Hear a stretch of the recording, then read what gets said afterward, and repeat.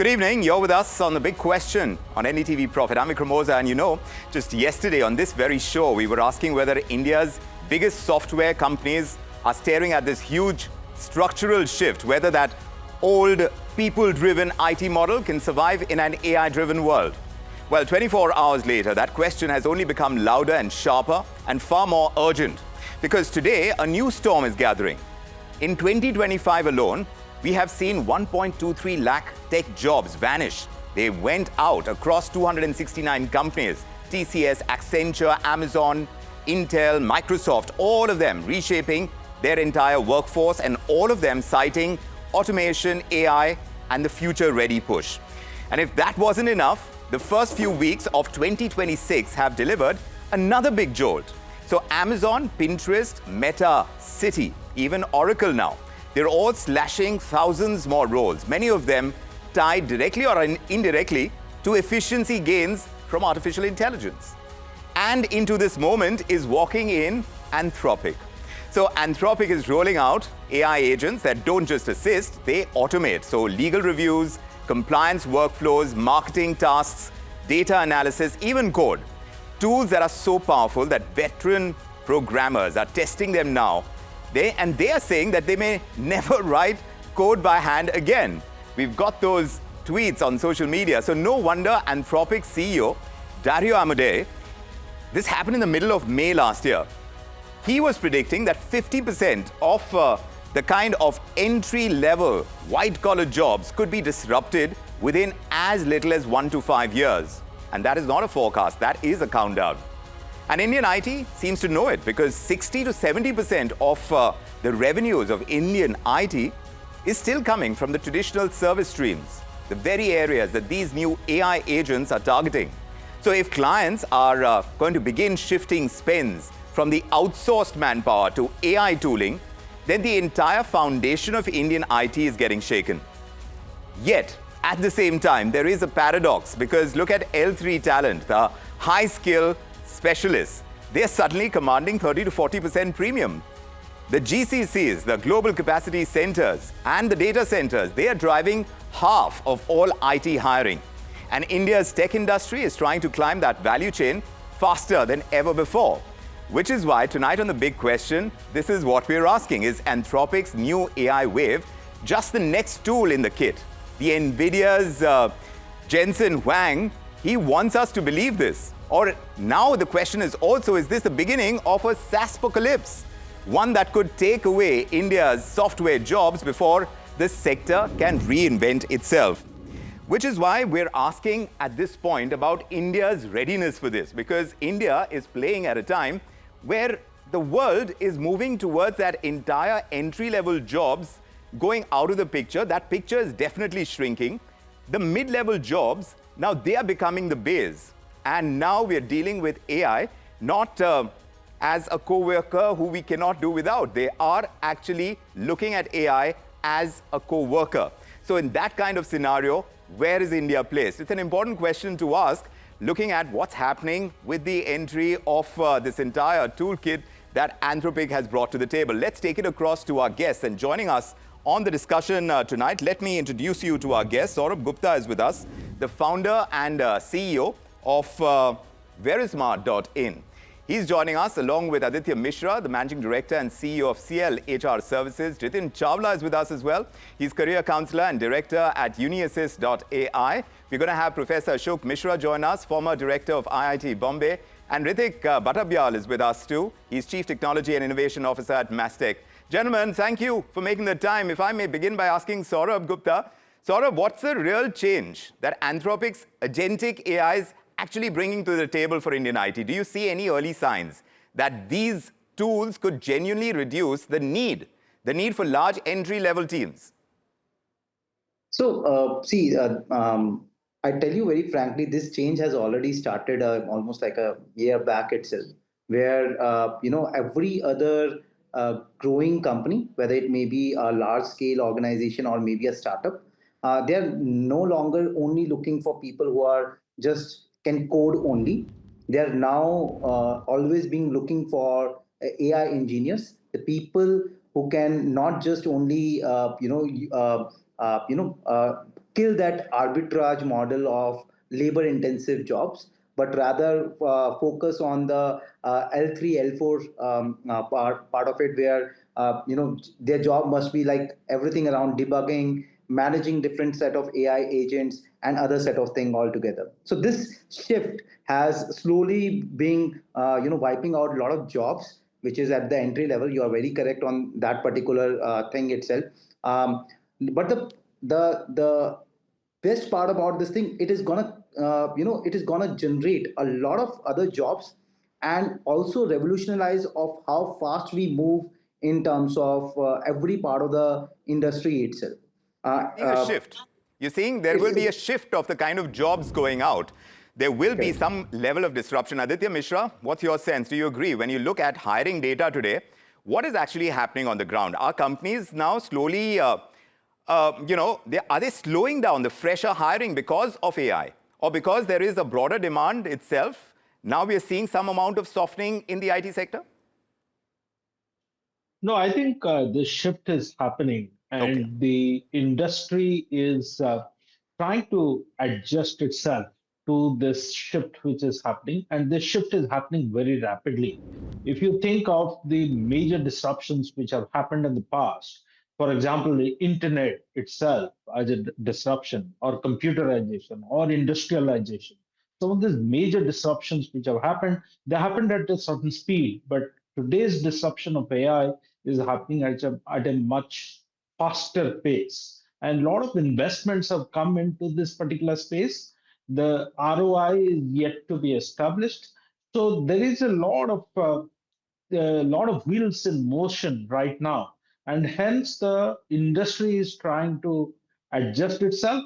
And I think you have already raised an important question, Vikram, that are we ready as a country? I think our education system, the skilling, and that entire universe is also thinking and trying to accommodate. So correct. we are kind of in a middle of a transition. Yes, so we're in the middle of a transition now. How future ready are we? Jitin Chawla, students watching this are pretty confused about which skills still matter. So tell me, and if you could address them directly, what should a third year engineering student, what should this student start learning right now to stay relevant in what is going to be a very AI heavy workplace?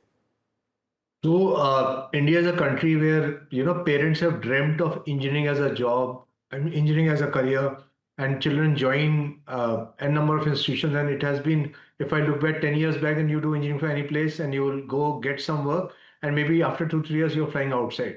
Now that story is definitely over. So what is not going to happen quickly is entry level software jobs will go down, already going down. Lower complexity IT jobs going down, manual QA going down. So a lot of people who are kind of learning average, their story is not happening. But what is it that will remain? So people who are in system design and architecture, security, privacy. So I've been telling a lot of students to look at cybersecurity as a big area. So any kind of security, privacy, compliance kind of roles, data engineering kind of roles, anything which is domain heavy. So you are working in fintech, retail tech, healthcare, infrastructure tech. So if you're in a domain heavy role, you are combining with other things, then definitely it is good. From a counseling perspective, panic is the wrong response. I might be in fourth year, like, oh God, what is happening? There are no jobs. No, it is not like it. There are a lot of companies who are looking for the right set of people, but you might have to upskill. So you want to kind of build up your knowledge, understanding of retail tech. Look at how much we are ordering on Blinkit, Zeptos, and so on. So they are all growing at a massive pace. Look at what is happening in prop tech. So are you ready to take on those jobs? I mean, you have a technical background, but can you combine any domain expertise with it? Can you take up some online courses, offline courses side by side to build up? Can you go for internships at these places instead of looking at traditional IT jobs? I mean, these are all very valid points, but Ritik, from your standpoint, in a real enterprise project today, where are these AI agents actually helping you save time? And where do you still insist on that human being involved? Because the risk or the complexity is too high. So you need that kind of human involvement. Give us that picture. Right. In an enterprise, I think we have to solve that. The basic thing, we have to go a bit at the ground level, at the foundation level, And we see that software development is a function of orchestration of products, humans, activities, partners, and so on and so forth. Now, what Anthropic has brought in is, or probably the agentic coding is trying to approach and solve that part. But it's very important to understand that a workflow automation and an orchestration kind of a fabric automation calls for a lot of design thinking, lot of rewiring at a subsequent level. It's not like a one time done. So these are the places where automation, intuitive automation, no matter how much it can be done as of now in its current state, it is very hard to achieve. And that's where I think still good programmers, good design thinkers, good architects are still in demand, number one. Number two, any kind of an enterprise implementation is again a function of not just the business logic that sits on top of this orchestrator.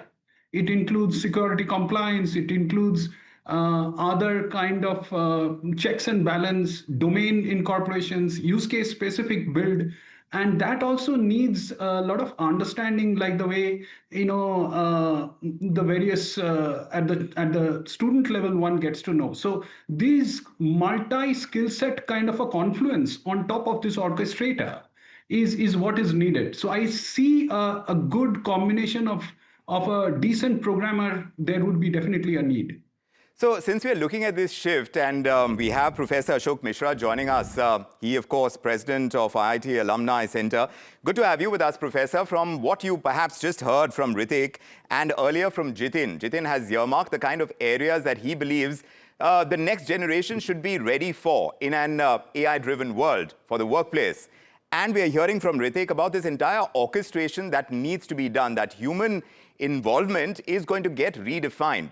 From your perspective, from the current kind of curriculum that we have in our IITs, how future ready are we? AI has become part of the curriculum in all the IITs. Some places are there even giving a degree in AI and machine learning and so on. So it's very much become part of the system.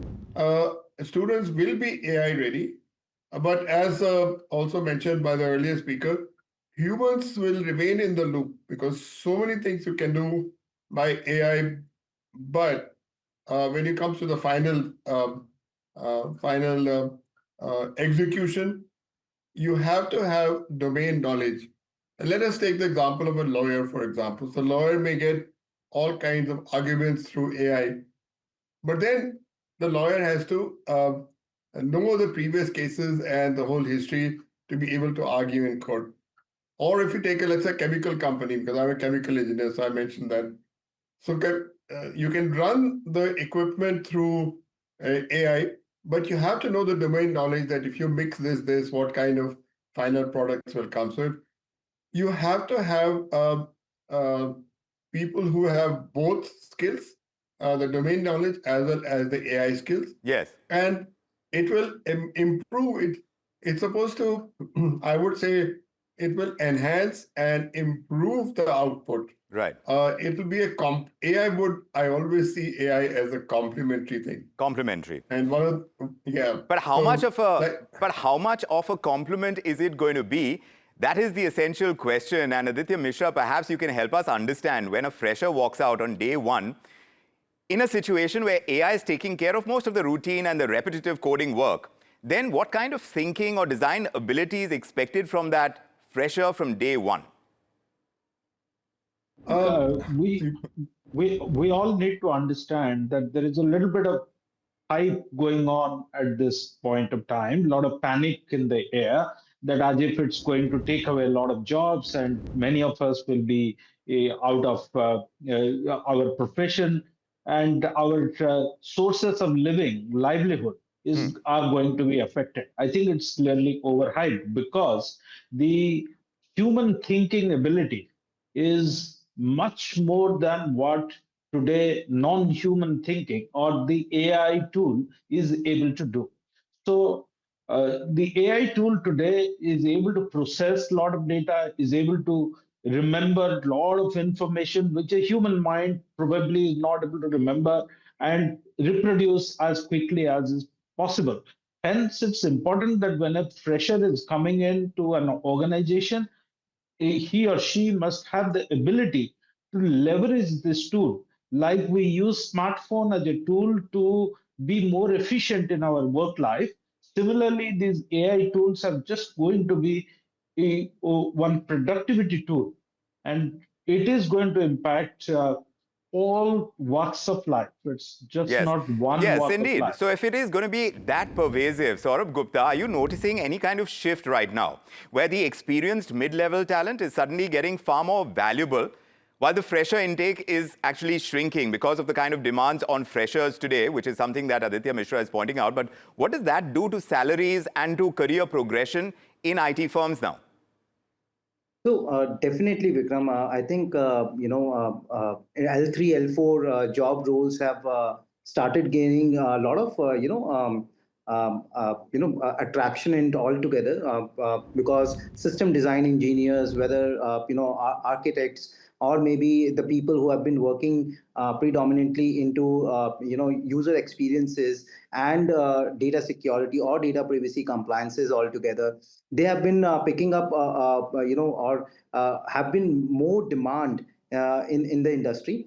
The people who have also have an understanding around data engineering, prompt engineering, or maybe AI engineering, they are along with that amalgamation to these particular roles are someone every other organization is looking up, and thus because of a kind of a competitiveness is being there for those particular roles altogether. So currently, any of the organization wants to reduce the number of people and more bring a shift towards how they can automate their processes, Yeah. and at the same time not only just automate but also make all their redundant jobs go seamless faster, not only from the convenience standpoint for the consumer or their user, but also within the organization itself. So this begs the question, Jitin Chawla, perhaps you can come in on this. For graduates who are coming from Tier 2 and Tier 3 colleges, what is that most practical one-year plan to move from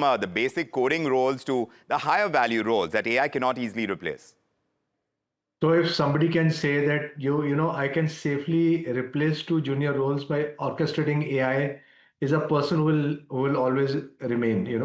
I mean, somebody who can kind of take on more, somebody who can be an expert in designing workflows, verifying and validating AI output. There's always a human in the loop.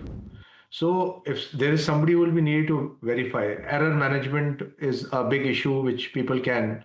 So if I am a person, I'll start working on these, or I'll select domain areas. Look at any student who's growing up. So we all we are attracted to certain things. So there'll be a student who'll say, I'm interested in fashion. Can I look at fashion tech, retail tech, property, prop tech?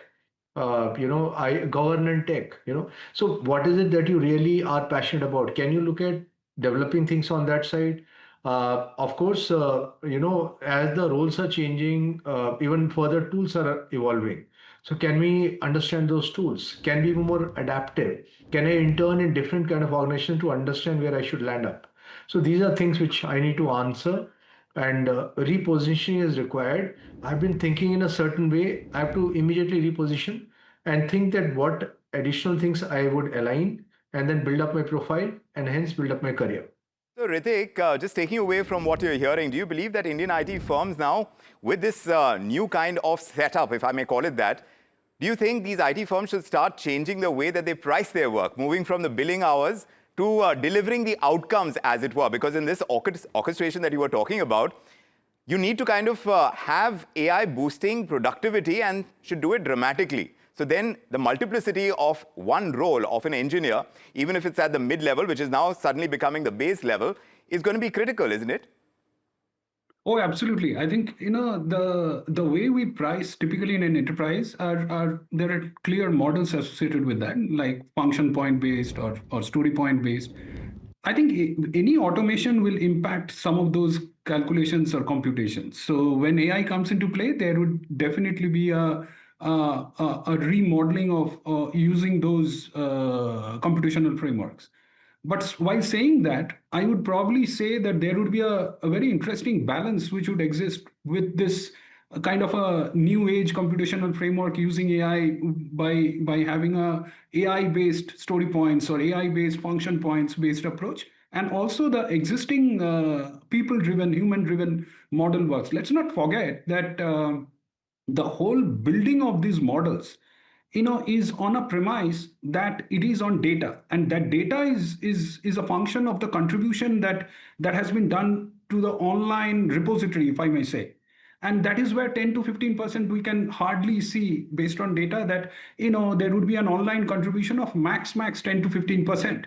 And the whole training of the AI models are possibly 50 to 60% kind of a training that has been done on English language as a language. So see the deficit. So we are solving business problems with a starting point of that kind of a deficit. So I genuinely believe that there will be a coexistence of both these two models with their appropriate computational frameworks. Thank you. Yes, absolutely. But Ritik, I still want to ask you from a technology leader's viewpoint, which are the AI tools or the workflows that have already paid off for you? And what is one area where you feel that this entire AI hype, because some of you are calling that hype, is actually ahead of the actual results coming through?